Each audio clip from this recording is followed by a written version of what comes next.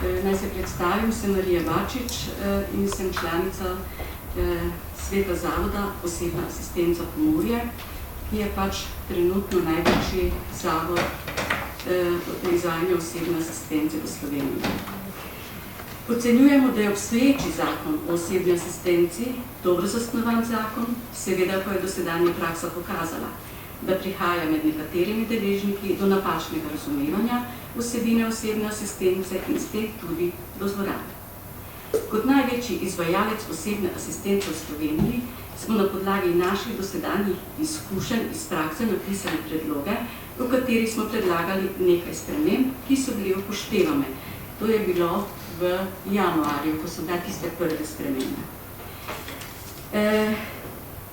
Tudi mi, ko sem že slišala, da ene nevladne organizacije niso bili povabljene in tudi naš zavod, ki je pač največji, ni bil povabljen v sodelovanju k pripravi tega zakona, pač nismo bili poklicali in zaradi tega mi tega zdaj preveč ne izpostavljamo. Zahvaljujemo se, da ste takrat upoštevali naše predloge in sicer glede proste izbire osebnega asistenta in da kot osebni asistent postaneta dva družinska člana. Če se zdaj malo naslonim na prejšnje izvajanje, ko ste rekli, da pač družinski člani niso primerni za izvajanje osebne asistence. Glejte, jaz pravim tako, moj poklon vsem staršem, ki so brezpogojno vzgajali, učili, pripravljali na življenje svoje otroke. Glejte, že ko se rodi otrok, drugačen otrok, že takrat so zelo, zelo prizadeti. Že takrat čutijo, da je nekaj narobe. Že takrat oni iščejo vse možne zdravnike, tudi alternative. Imam primer v svojem društvu, da so hodili od Murske Sobote do Beograda, do Budimpešte nekje, ni da ni, da so iskali, da bo njihov otrok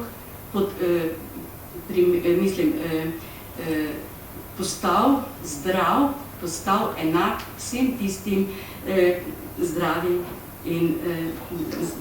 in umsko vredu otrok. Pa se to ni zgodilo, kajti prepozno so se zavedali, da to ni bolezen, da je to stanje. In zdaj očitate, da starši, ki so delali 30-40 let zastonj, dobijo zdaj nekaj malega plačano kot osebne asistence, da oni delajo svoje otroke pasivne. To ni res. Jaz vodim društvo za pomoč osebam z motnjami v duševnem razvoju. Jaz vam ne morem povedati, kako so te osebe napredovale sedaj, ko so njihovi otroci oziroma njihove osebe, odrasle osebe, pod varstvom oziroma pod osebno asistenco svojih staršev. Kako jih izobražujejo, kako jih peljejo v družbo, kako jih socializirajo, kako jih učijo. Kajti prej, ko so bili v službi, prav gotovo veste, ni bilo časa za otroka, kjer rabi ure in ure učenja, ure in ure, da se bo nekaj navadil, da se bo znal oblečiti, da bo ne vem kako. Sedaj, ko imajo starši čas, je to popolnoma drugače. In naše osebe so dobile na samopodobi, dobile so res na govoru, na samostojnosti. Jaz vas enkrat povabim, da boste videli, kako oni zdaj recimo funkcionirajo. Ne tako metati v isti koš vse starše. Kajte, mi imamo različne invalide. Res da je, da so eni invalidi po poškodbi recimo ali prometni nesreči umsko izredno še visoko, in seveda imajo drugače potrebe kot tisti, ki pač tega ne zmorejo. Ampak, da so oni pasivni, da pač nič ne zmorejo, ja, nekateri so res. In tudi sama sem ocenjevalka in sem bila tam, ki sem ocenjevala. Ampak gledajte, dragi moji, nimamo drugega zakona. Če bi bila dolgotrajna oskrba, bi prav gotovo nekaj teh oseb morali dati dolgotrajno oskrbo. Ampak ker tega še ni, smo pač bili primorali, da smo ga dali v osebno asistenco. Tako se tudi zavedamo, ko bo ta zakon sprejet, bo prav gotovo nekaj procentov teh invalidov upravičeni do dolgotrajne oskrbe. Tako da jaz nekako sem na strani staršev in če dva starša ostaneta, je res dovolj in hvala vam, da to podprete in ne za starše tako poniževati, da oni pravzaprav ne zmorejo. Veste, jaz imam tudi predavanja, ker me pravzaprav kličajo starši teh otrok in vedno rečem, poleg sebe si izberite tudi tretjo osebo. Zakaj? Zaradi tega, ker bo vam lažje, ker boste tudi vidva z možem enkrat imela nekaj časa, ko bo vaš otrok pod varstvom nekoga drugega in boste lahko šla na kavico, na sprehod, tudi na kakšen izlet. Ko boste lahko zaupala svojega uporabnika, svojega otroka nekemu v varstvu drugemu. Ne omejujemo, mi spoštujemo vse osebne asistence, ker se zavedamo, da pravzaprav je to res kvalitetno, ampak tudi težko delo. Potem je bilo povedano naprej, da kot velik izvajalec, če so velika števila zaposleni, ne more delati kakovostno oziroma kvalitetno. Jaz vam moram povedati iz izkušenj, zdaj bo 1.1. 3 leta, ko izvajamo ta zakon, da vas povabim na naš zavod Mursko Soboto in se prepričajte, če delamo kakovostno ali ne. Zakaj imamo toliko članov? Zato, ker delamo pravično, ker delamo zakonsko in ker se med sabo spoštujemo. Vse mi izobražujemo, ker smo si s prakso že pridobili toliko izkušenj, da so naša predavanja resnično kvalitetna in moram povedati, da tudi kontroliramo na terenu osebne asistente, kako delajo.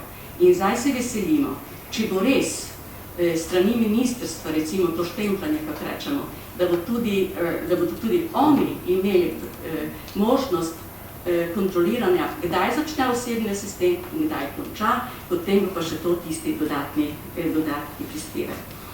Torej, jaz bi zdaj samo nekaj pomislekov še imamo, če dovolite, da še to povem.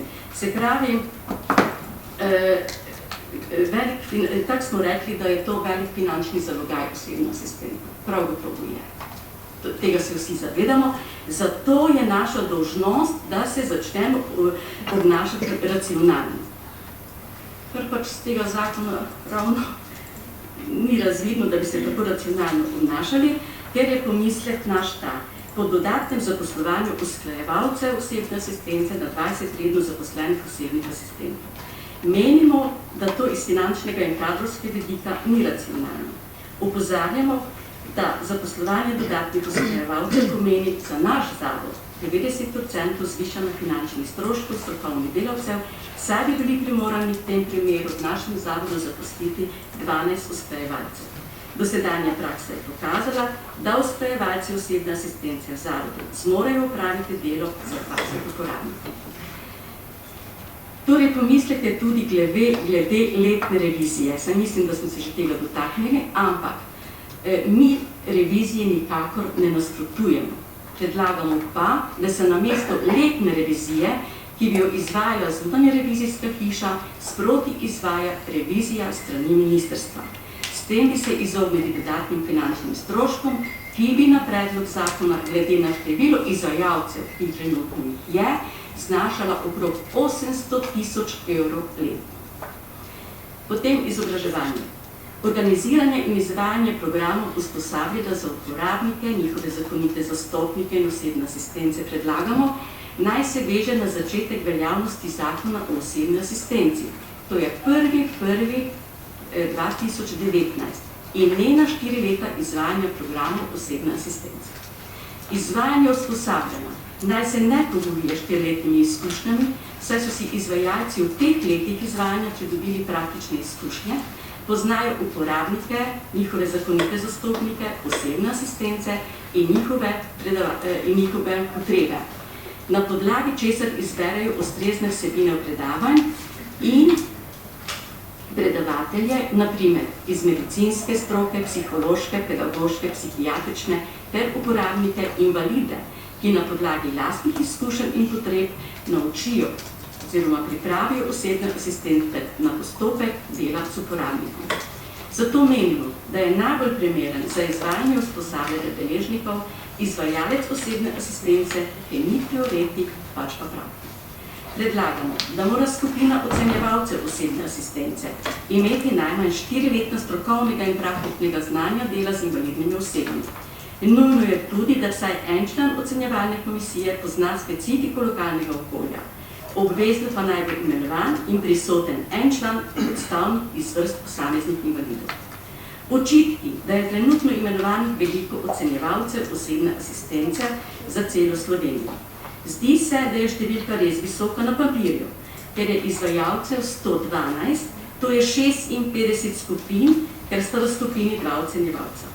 Iz prakse slišimo, da uporabniki na ocenitev čakajo po več mesecev, tudi do 1 leta in več, pa vidimo, da jih še primanjkuje. Pomislek, kako bo odslej naprej, ko bo zaposlenih 10 ocenjevalcev za celotno Slovenijo, si pa res ne predstavljamo.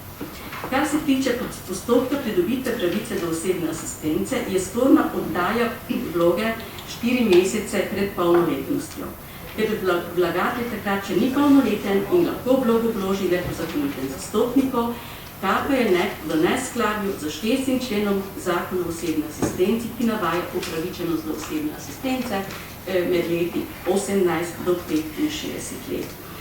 Prav tako je pa sporna tudi določba posredovanja zdravstvene dokumentacije, ki je bila še tudi omenjena, saj gre za občutljive osebne podatke in varovanje osebnih podatkov.